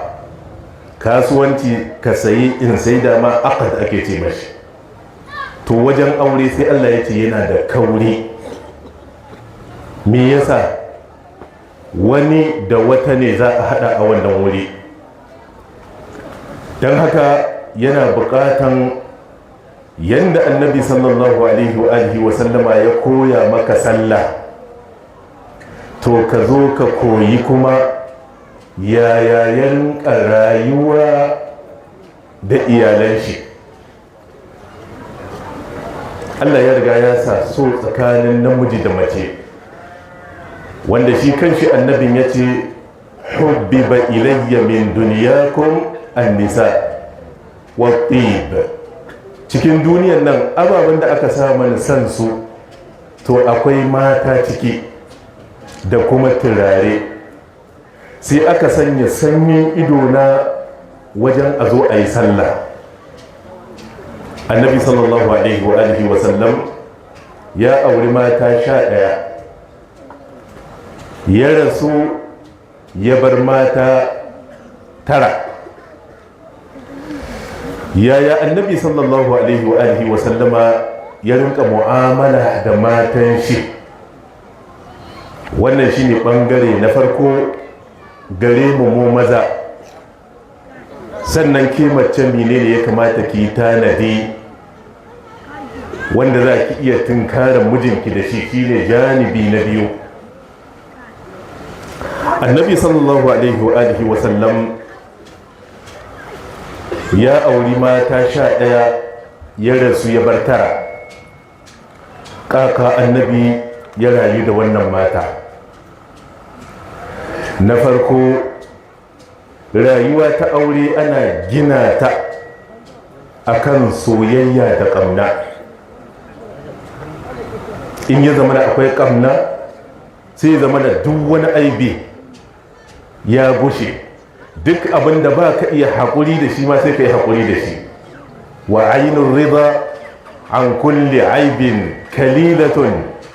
Ido na yarda to ba su ganin kuskure, kama anna aina sukhti tubdil masawiya. Kamar yadda ido na ƙiyayya ko cikin ruwa mutum ke tafiya za ka ce ya ta doma kora. Rayuwa ta aure ana gina ta ne akan so da ƙamna. Allah ya ce wa min ayatihi an khalaqa lakum min anfusikum azwaja litaskunu ilaiha wa ja'ala bainakum mawaddatan wa rahma inna fi dhalika laayatin liqaumin yatafakkarun. Yana daga cikin ayoyi na Allah. Allah ya halitta maku mata kuma daga gare ku suke, ba aljanu bane aka kawo ku aure su ko tumaki ko shanu. Daga gare ku ne ku ‘yan adam. Sai Allah ya sanya soyayya tsakaninku, sai Allah ya sanya tausayi tsakaninku. Rayuwa ta aure farkon ababe wanda ake gina ta akan shi akwai haƙuri. Haƙuri don duk wanda ya ce zo mu zanna wuri guda, to dole a samu kuskure ko a samu wata rana ba a ji dai ba a ji yadda ya kamata a ji ba. Annabi sallallahu alaihi wa sallam ya rayu da matan shi tare da ɓangare mai girma na haƙuri. Mace annabi cewa an halitte ta ne da haƙarƙari, kuma wanda ya fi karkacewa daga cikin haƙarƙari shine na sama. Ya ce in ka zo ka miƙe ta, to sai dai ka karya ta kuma shine sake. Mu kalli rayuwa ta ma'aiki sallallahu alaihi wasallama yanda ya rinka haƙuri da matan shi. Za mu ɗauki kaɗan daga cikin rayuwa ta shi sallallahu alaihi wasallama. Kai sai ka diba ka ga, da kai ne hakan ya faru da kai, ƙaƙa za ka yi. Aisha radiyallahu anha tana daga cikin mafi soyuwa ga ma'aiki sallallahu alaihi wasallam. An tambaye shi man ahabbun nas ilaik, yace Aisha. Aka ce minar rijali, daga cikin maza wa kafi so annabi, yace Aisha. Aka ce minar rijali, daga maza muke tambaya ya ce abuha babanta shi ne abubakar. Aisha radiyallahu anha akwai ababe wanda suka faru gare ta tare da ma'aiki sallallahu alaihi wasallama, annabi haƙuri yasa ya biya wuce da wannan abu. Aisha tana da kishiyoyi, annabi ya auri Khadija, Aisha ba ta nan, ya auri Sauda, Aisha ita ce ta uku, tana da kishiyoyi. Kuma Allah ya halicci mata da kishi, ɗabi'a ce Allah ya halicce su a cikin jikinsu kishi. To wannan kishin yana jikin kowace ɗiya mace. Ke macen sai ki sa Allah da ma'aiki gaba, kai miji kuma sai ka riƙe adalci, amma dole sai ka fi son wata, kuma dole wata ta ga kamar an fi karkata da wata, amma kai dai riƙe adalci, so na zuciya ka bar shi a cikin zuciya. Yana daga cikin ababe wanda suke mawaƙif ne wanda annabi ya wuce da su da haƙuri. Wata rana ɗaya daga cikin matan shi ta aiko abinci, ga baƙi sun zo. Saboda wurin Aisha ne ta ɗauki abincin nan ta kifar da shi, abincin ya karye.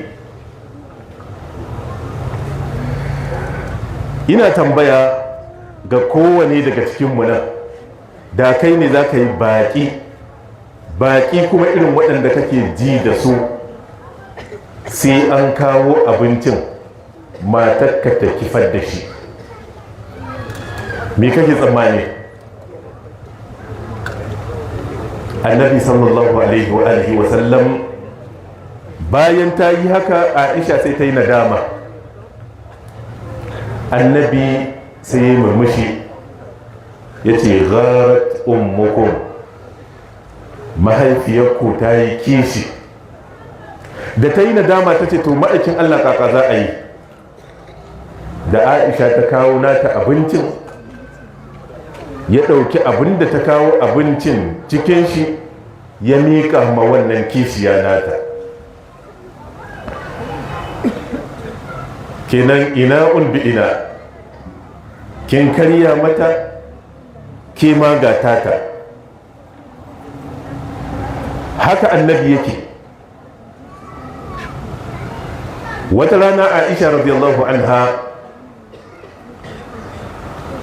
ta lalaba ba ta ji ma'aiki ba sallallahu alaihi wa sallam.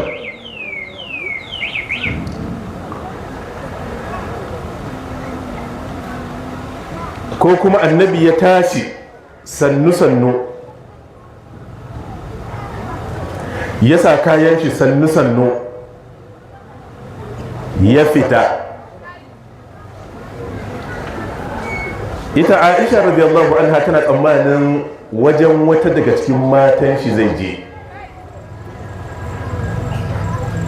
Da ya shirya ya fita, ita ma sai ta sa kayanta, ta rinka bin bayan shi. Annabi ba inda ya tike sai a makabarta, ya daɗe yana addu'a. Da ya ƙara addu'a yana juyowa, ta ga ya juyo, ita ma sai ta juyo. Annabi gaban shi yana ganin gadon innuwa nan wani mutum yana tafiya. Wani ne wannan? Yana tafiya, tak sai da ta zo kan hidarta,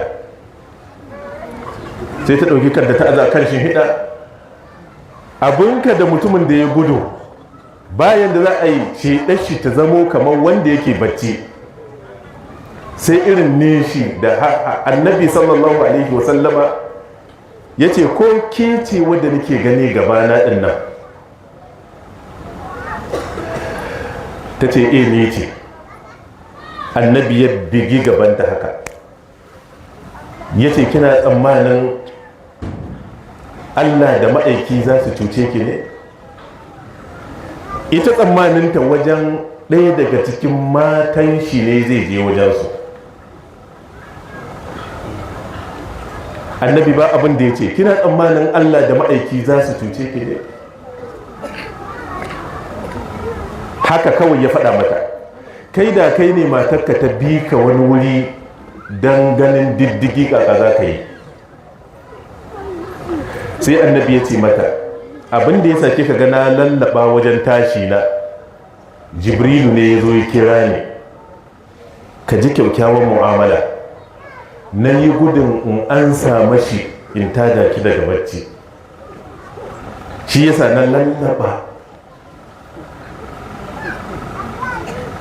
Kaga ga abin da ta yi, har annabi ya koya yana ba ta labari,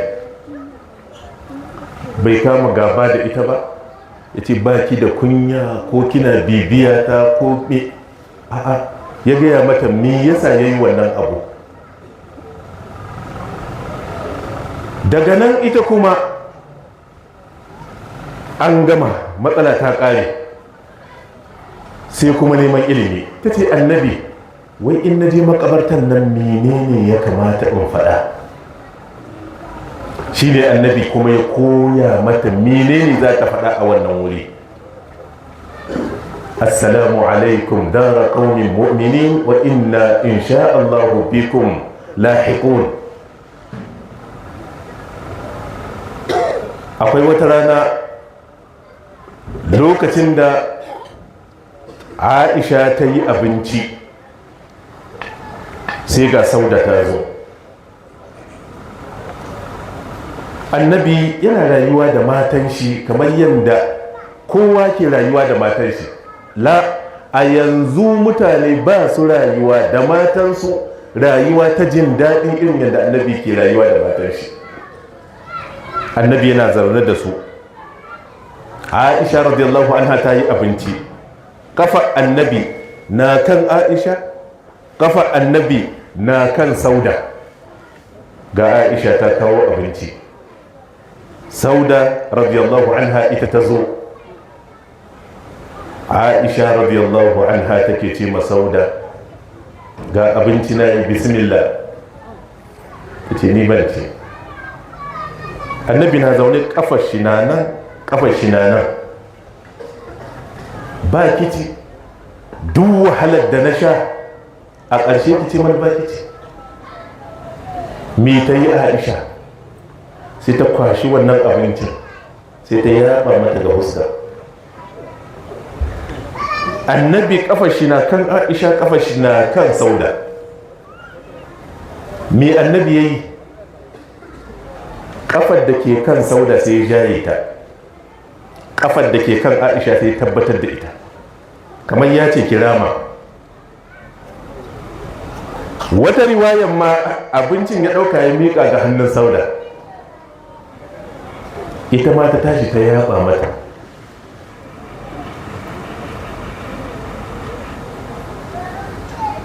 Kaga kishiyoyi ne ko?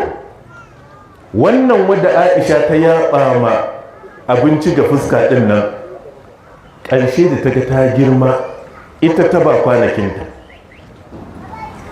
Ta ce ma annabi, kwanaki na ka rinka yin su wajen Aisha. An gama wannan, sai annabi sallallahu alaihi wasallama ya ji Umar radiyallahu anhu yana kiran ɗan shi, sai ya tsammanin shigowa zai yi wajen shi. Sai annabi ya ce, ku tashi ku wanke fuskokinku, don kai ya zama da ya gani ya yi Umar bai iya ɗaukar irin waɗannan ababa. Amma annabi sallallahu alaihi wasallama yana ɗaukar su. Ɗaya daga cikin ababe wanda annabi sallallahu alaihi wasallama yake tafiyar da matan shi da su, ba su lokaci.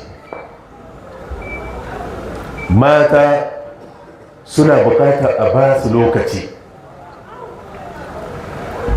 In ya zama da ta kawo fira, ko mun kake shagalce, aje abin da kake ka saurare ta. Akwai lokacin da Aisha ta kawo annabi labarin waɗansu mutane mata guda 11. Annabi ya zanne yana saurarenta.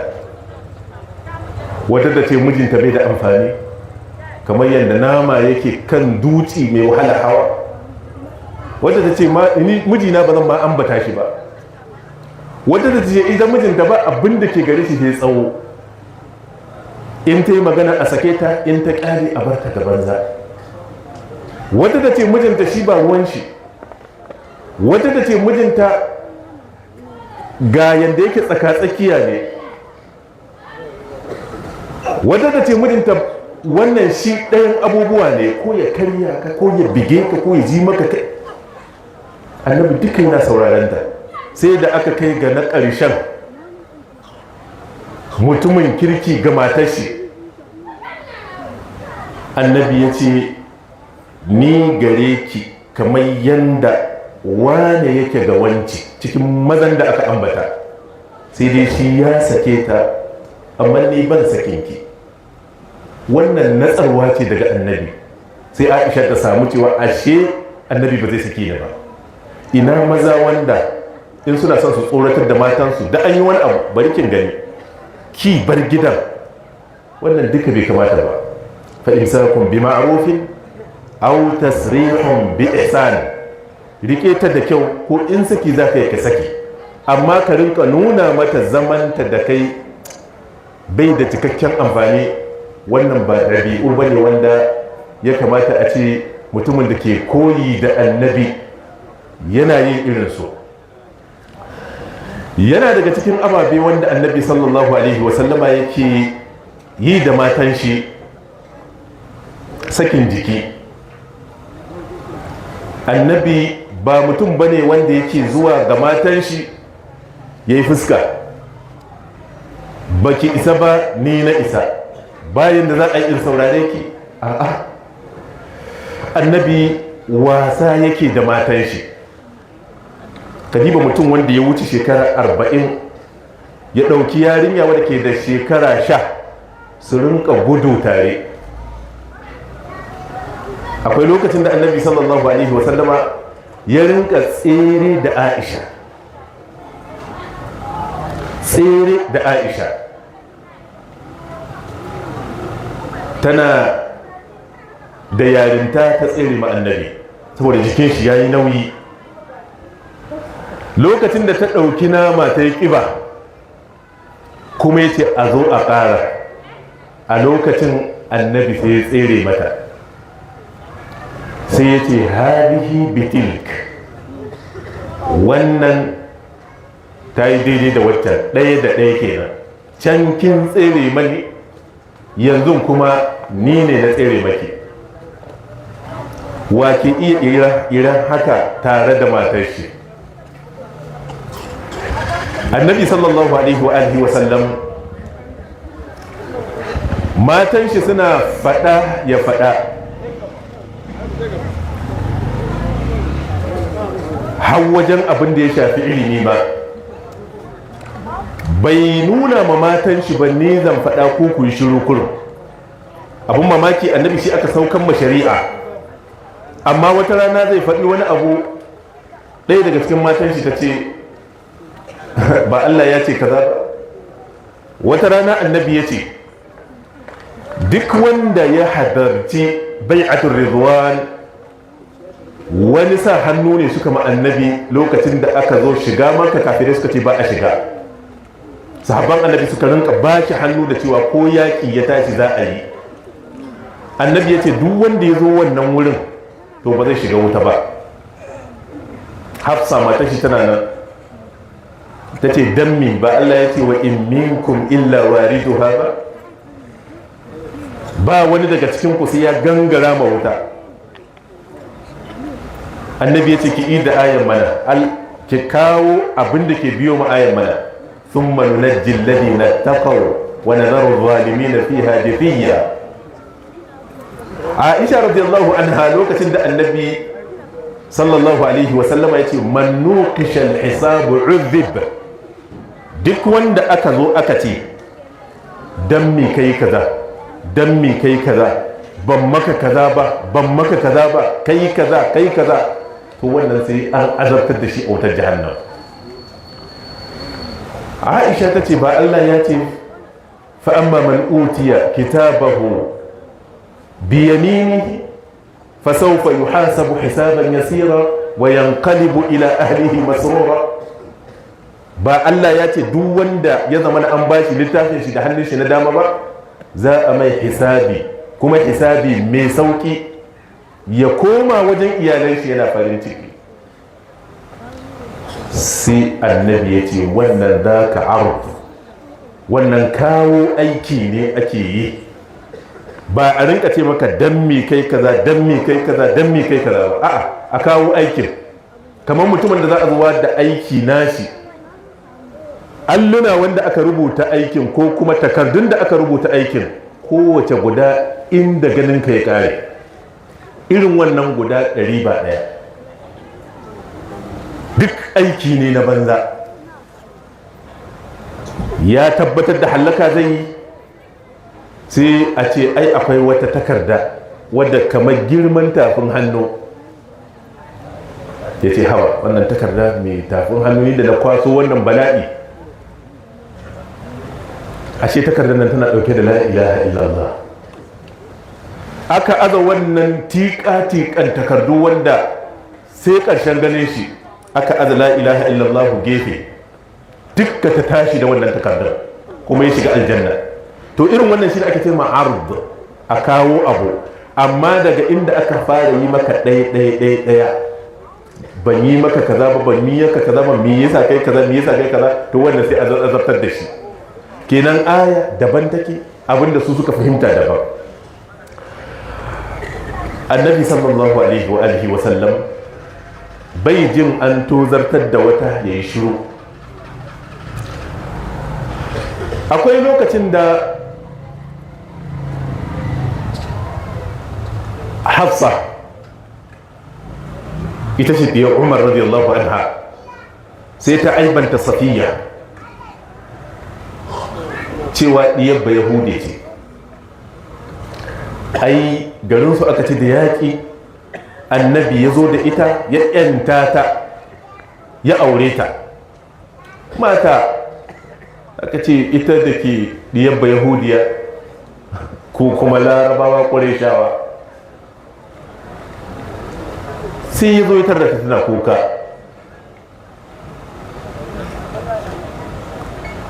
aka ce ai Hafsa ta ce mata diyar ba Yahudiya.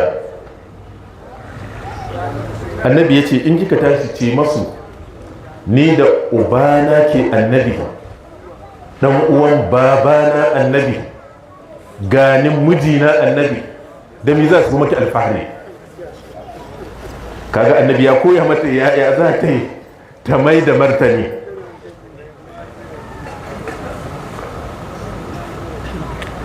wata rana Aisha radiyallahu anha da dai ita wannan Safiya take cewa hasbuka min Safiya hakaza, wai ba ta da tsawo kwarai, ba ta da tsawo kwarai amma kyaukyawa ce. dan ita kanta Aisha ta ce da ta gata ta san cewa yana yiwuwa annabi ya iya aurenta, ga kuma iya abinci, ai ita ce ta karya ma abinci ɗazu. to da aka gaba mashiga sai ta diba tsawo da rishin tsawo, shi kuma ba shi ne miliyar ba. ta ce ita haka take. annabi ya ce kin ga kalimar nan da kika gai, da za a ɗiga ta a cikin ruwa da duka sai ta gurɓata ta, in ruwa ne na teku sai ta gurɓata su.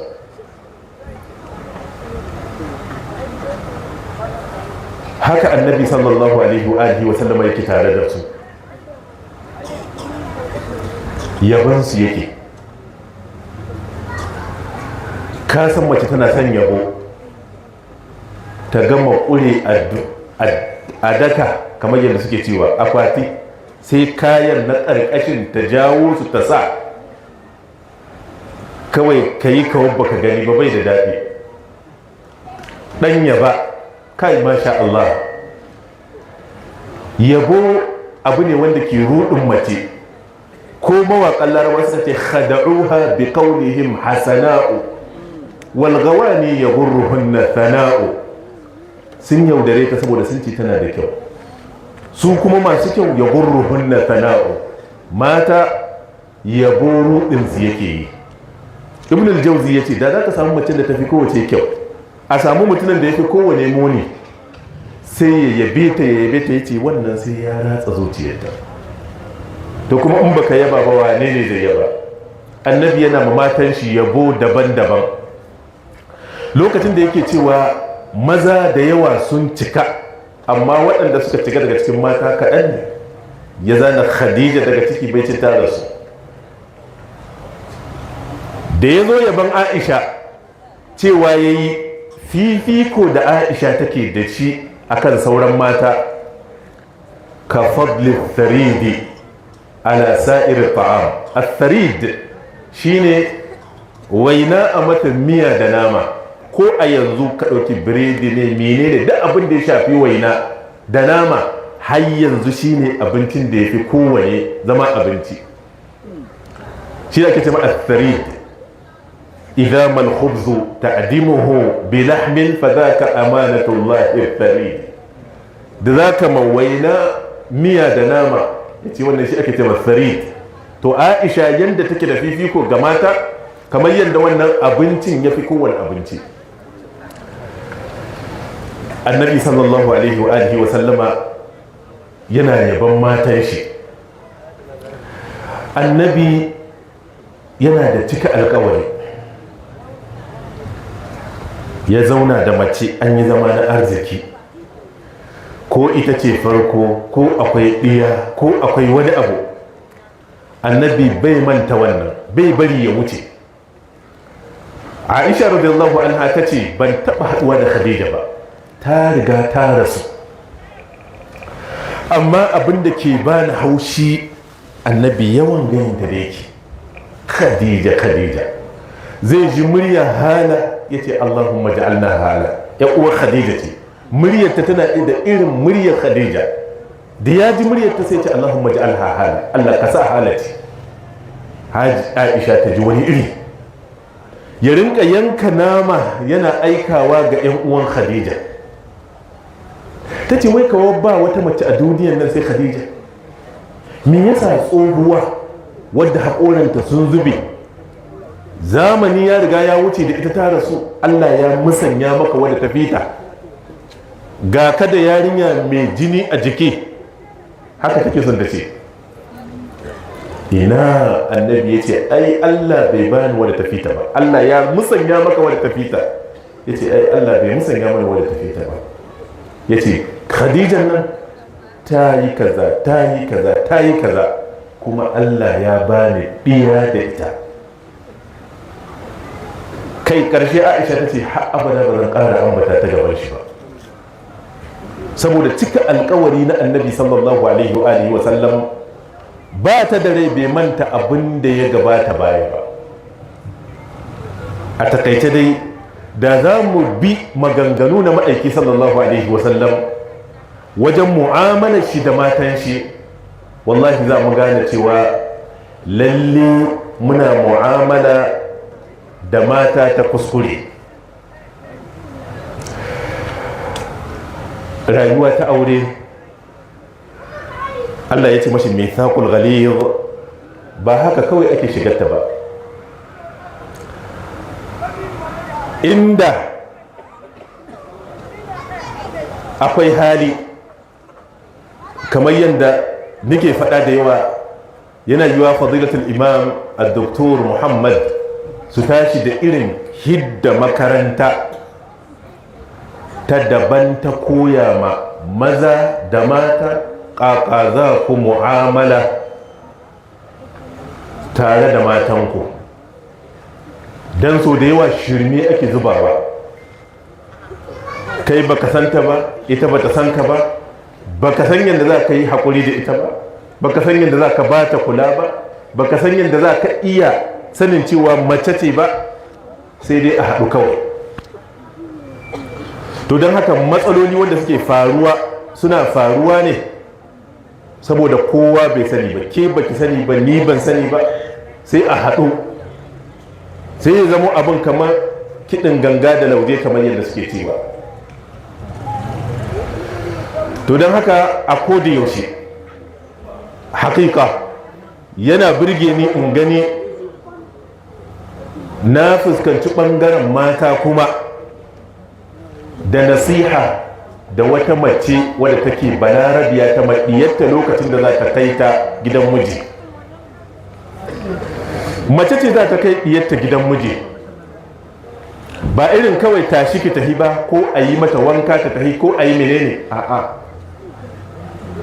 ta kira ta yarinya, ba kowace irin yarinya ba, yarinya wadda uwar kamun ta yi mata nasiha cewa ta yi da a ce yarinya za a ƙi mata nasiha saboda ana ganin hankalinta ya cika, ta ce ɗiyata wallahi da ba ki bukata da in maki nasiha sai in tura ki, na san ki iya hidda kanki. Ce shi dai nasiha mutum rabkanan ne, tana tunatar da shi ne wanda kuma bai sani ba sai ya sani. Ta ce da a ce wadata ta uwaye tana iya sa a bar mace gida a ƙi mata aure, to uwayenki suna da komi kuma ba su gaji da ke ba, da ke ɗin nan an barki ba tare da an yi maki aure ba. Ta ce mata dan maza aka yi su, haka su ma mazan. Ta ce ɗiyata kin ga gobe za ki bar gidan da kika tashi daga gare shi, za ki je wani gida. Me take nunawa? Gidan da za ta jewa akwai uwan miji, akwai 'yan uwan miji, akwai kowane ɗabi'a shi daban. Za ki je wani gida, sannan za ki tar da wani mutum wanda ba ki san shi ba. Sani na kamun aure sama-sama ne, sai an yi aure ne ake gane haƙiƙa. In yi zama da kamun ai aure ne, kowa abin da ya fi kyau cikin ɗabi'un shi yake hidowa. In ana aure ne, an yi aure za ka gane tana da tsafta ko ba ta da, kai ma za ka gane kana da tsafta ko ba ka da, kana da haƙuri ko ba ka da, ka iya magana ko ba ka iya ba. Duk waɗannan suna bayyana ne bayan aure. Ta ce to za ki tarda wani mutum wanda ba ki san shi ba, sai ta ce ki zamo mashi baiwa, zai zamo maki bawa. Ta faɗi bauta, annabi sallallahu alaihi wasallama bai faɗi bautan ba, amma sai ya ce da a ce zan ce ma wani mutum a azago shi ƙasa a yi mai sujada, da wadda zan ce ta yi sujada ita ce mace, saboda girman haƙƙi da miji ke da akan mace. Babanta shi ke ciyar da ita, ya shayar da ita, ya mata sutura, komi nashi nata ga babanta suke. Lokacin da za ka ɗauko ta ka kawo, kai ne cinta, kai ne shanta, kai ne matsalolinta. Wannan miji ya ɗauki sifa irin ta uba. Don haka annabi ya ce da aka zo sahabbai suka ce mu rinka yi maka sujida mana, ya ce a'a, ba wanda ake masujida sai Allah. Da akwai wani wanda zan ce a masujida, da mace ce zan ce ta mijinta sujada, saboda girman haƙƙi. Ita wannan cewa ta yi ki zamo mai baiwa, bi ma'ana ki mutu wajen yi mashi biyayya. Duk abin da kika ga yana so wanda ya ce bai so ki bari, to shi ma zai zama maki bawa wajen kyautata maki. Wannan ita ce nasiha. Amma ki ce kakki yarda a maki kaza, ka a maki wulakanci, ka a maki rishin mutunci, wannan duka nasihu ne wanda suke na banza. Ta ce ɗiyata ki riƙe mana ababe guda 10. Waɗannan ababe guda 10 su ne ababe wanda suke sanadiyya na zaman lafiya a gidan miji.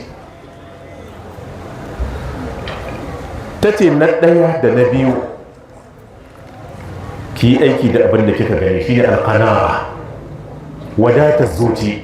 Duk abin da ya baki, abin da kika gani daidai ƙarfin shi, ya aiki da shi. Ba leƙe-leƙe, ai mijin yayata, mijin ƙaunata, gidan suwa ne ga abin da suke yi, gidan suwa ne ga abin da suke yi. Wannan duka shi ya kai mu ya baro a yanzu.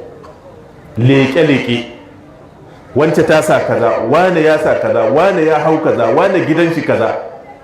Ita ta ce ɗiyata abin da kika gani ya aiki da shi, abin da ya baki ki aiki da shi, kakki matsa mashi, kina son kaza kina son kaza. Sannan biyayya, duk abin da ya ce i abin da ya ce bari. Amma a ce gabas a ce takkice yamma, wannan ba naki bane. A ƙarshe za ta faɗi irin haka.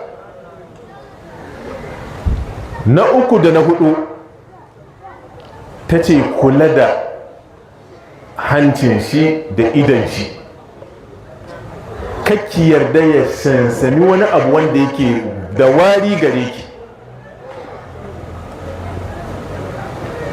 ki kula da tsaftar jikinki, ki kula da ƙanshin jikinki.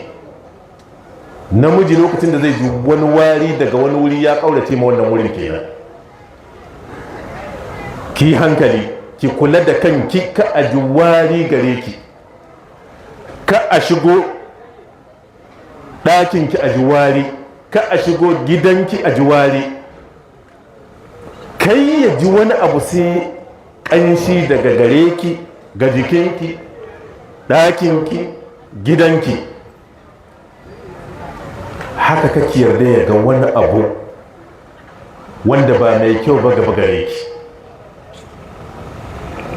ko ya gane ki cikin kama wadda take ta barkatai ga ta nan. A'a, ko da yaushe kika san mijinki zai zo ya zama da kin yi tsaf, kin daidaita kanki. In ma kiranki yayi, ki yi kokari ki daidaita kanki kamin ki zo zuwa gare shi.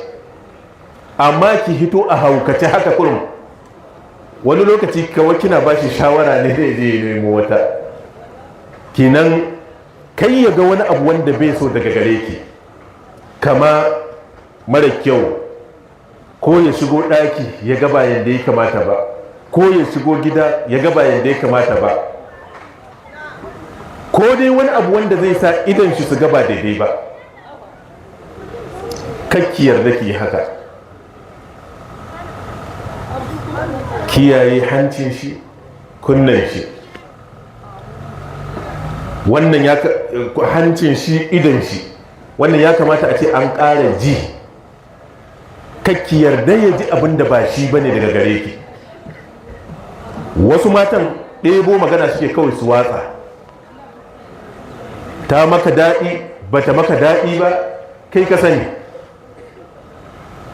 To jin magana kai ya zama mutum ya furta wata magana, mace ta furta ma miji wata magana wadda zai ji bai ji daɗinta ba. Macen Larabawa wadda ta taɓa cewa na yi nadama a wuranka, ta ce tun daga wannan magana da na yi, ta ce wallahi mijina ya sauya gaba ɗaya. Ƙauna da nake gani gare shi na bar gani, kulawa da yake da ni na bar ji, komi ya canza mani gaba ɗaya daga cewa na yi nadama a wuranka. Yanzu mata ba suna faɗan haka ba, kawai sai ta jeho ta ba abin da ya kwankanta. Kalima guda kaɗai tana iya rusa rayuwarku ta aure.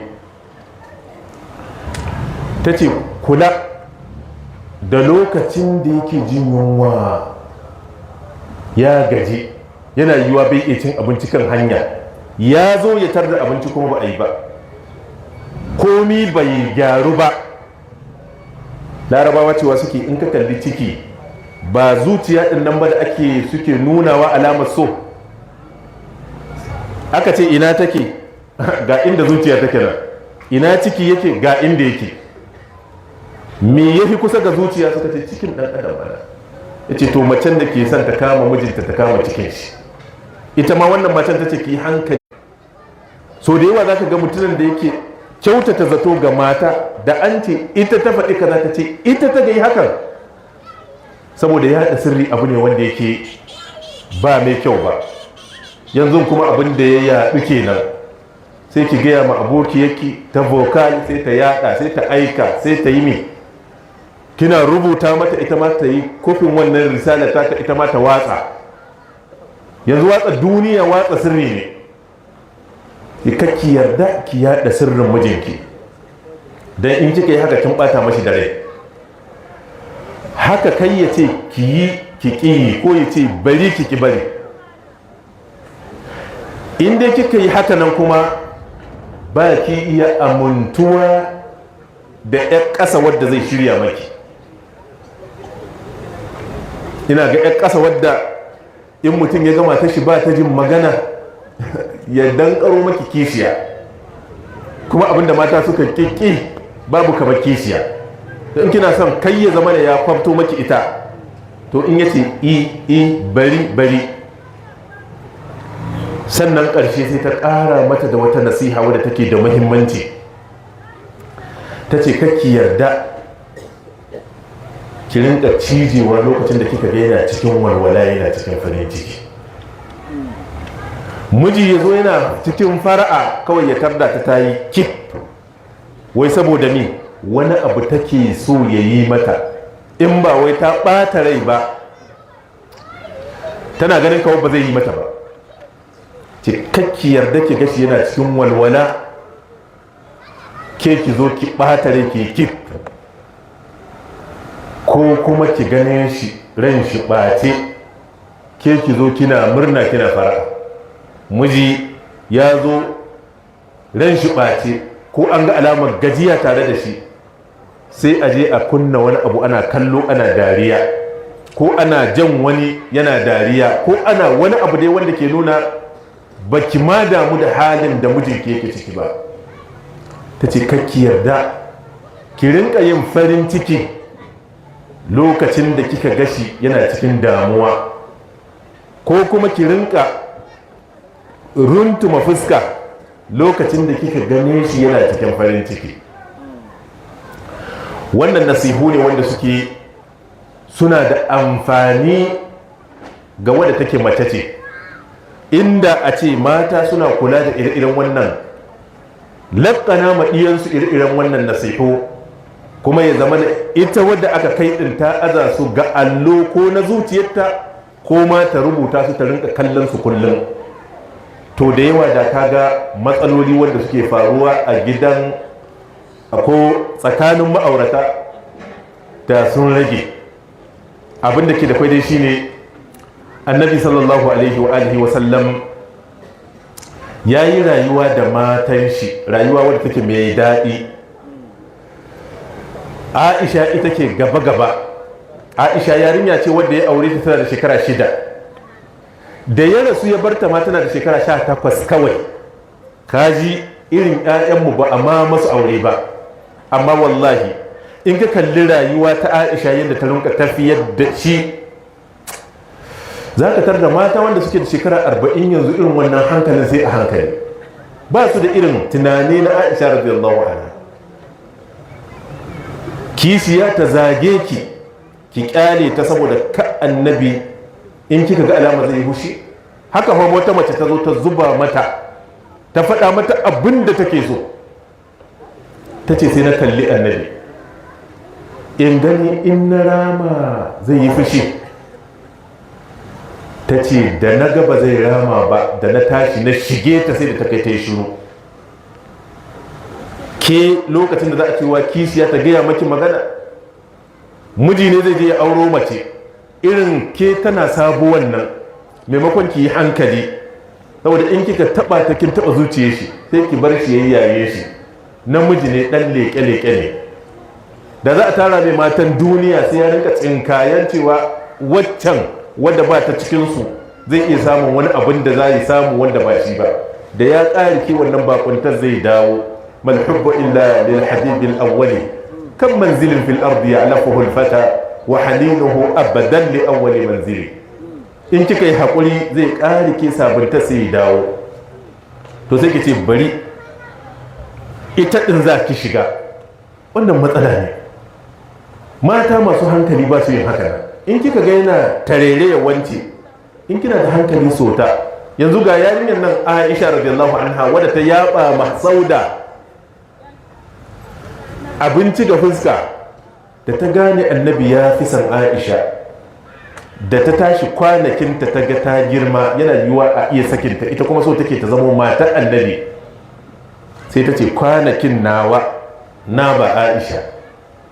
Don ce gane inda alƙiblan miji ta fuskanta, in kina da wayo wannan sai ke abota da ita, kuma ba abota ta kisiyantaka ba, sai ki ga an zanna lafiya. Mutum zuciya ɗaya gare shi, daga inda zuciyar shi ta yi gabas kika ce yamma, to ina yiwuwa ki samu ba abin da kike bukata ba. Lokaci ya kare kuma ina jin wani iri kaɗan, don haka Allah maɗaukakin sarki muke fata ya sa albarka a cikin wannan aure, kuma Allah ya ba su zaman lafiya, ya ba su zuriya wadda take mai albarka. Allah maɗaukakin sarki ya albarkaci wannan gida, ya sa albarka cikin rayuwarsu, ya kare su daga dukkan sharrori. Wassalamu alaikum wa rahmatullahi wa barakatuh. Sayyidina Asif na tsawaita ke. Allah ya saka muku da alkhairi.